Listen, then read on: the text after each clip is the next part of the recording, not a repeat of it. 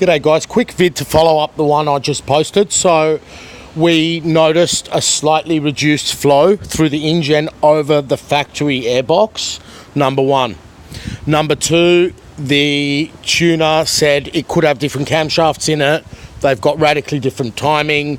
It's very aggressive. He turns it back. Number three, that the oil obviously is not the right grade for our climate. I've got a lot of increased blow-by here. And number four, I've damaged the catalytic with manganese in the previous car, even though these cats were not damaged, they're fine. So I'm attending to that shortly today. And yes, I've heard the ECU tech is the better option. I agree. I'll likely go for an oil cap AOS very, very shortly. And I want to do things incrementally because I've got the channel and I want to get to know this car, but I did not expect the catalytic to have such a foul smell. It's, I can be told by whoever anything, but I know the smell when a car has a broken catalytic and air bypasses it. So it's not broken, it's got a rusty deposit, which seems to be manganese, which is not very good for the catalytic converters. This car was pinging out of the box, detonating quite severely out of the box, just when you least expect it, as I've mentioned previously. And what else was it? The tuner thinks it might have different cams in it. And yeah, the rear mufflers are very efficient. I've heard of some people in Sydney cutting open the mufflers and modifying them and then welding them back together. I'm not interested in doing any of that. The car's going absolutely phenomenally. Sports sharp is for special occasions. I'll be honest, it's not really appropriate for city driving, as just the lag is literally gone. All the turbo lag is literally gone. But I did ask for a little bit more response, and boy did I get it. So when I say a little bit more response in Sports Sharp, it's over the previous tune I had in the 2016 silver car previously.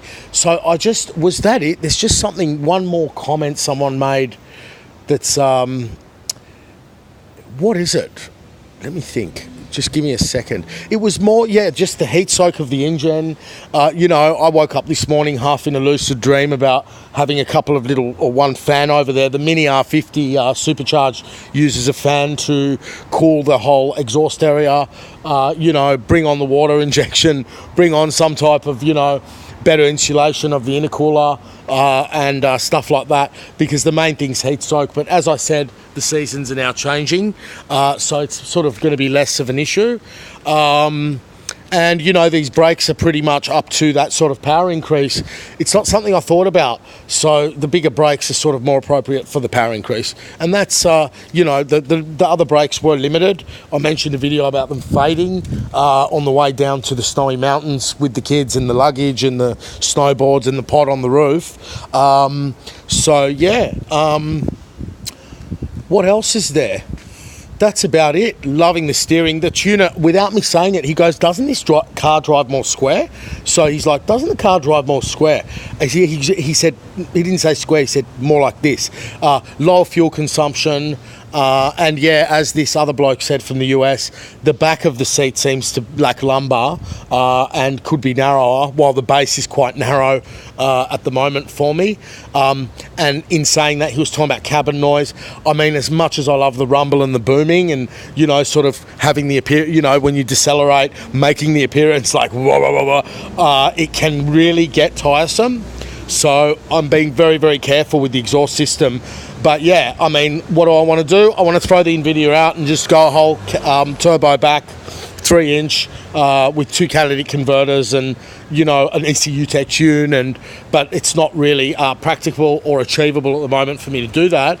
So I'm going to go have this catalytic converter replaced and hopefully get a 3-inch pipe from there to the rear mufflers and leave it at that. So the main thing, the Ingen flows slightly less. It was 269 over 275 cubic meters per cubic whatever it was.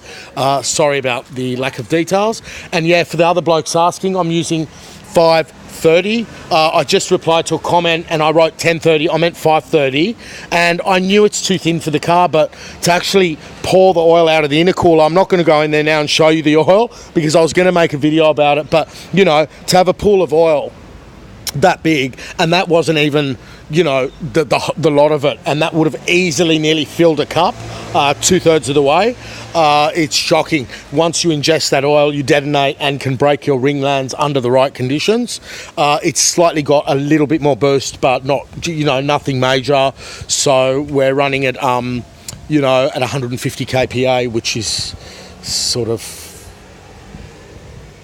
21 psi, so 1.5 on the gauge there. When I initially tuned it, had a little bit more, and then we took some out of it. So yeah, that's that.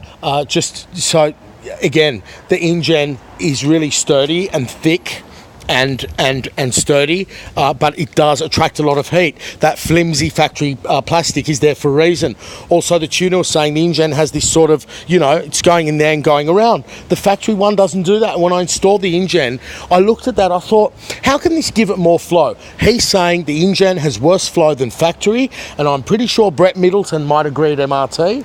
Anyway, guys, I'll leave it at that because it's already 6 minutes again. But yeah, quite a car. This should be the end of it. I mean, you'll always be able to modify them, but this is the end of an era, guys. Really exciting to think what's coming up. I know Subaru's been playing around with electric turbos and stuff like that, but yeah. So anyway, got a jet, and I'll get the exhaust system done and talk to you about it later. See ya.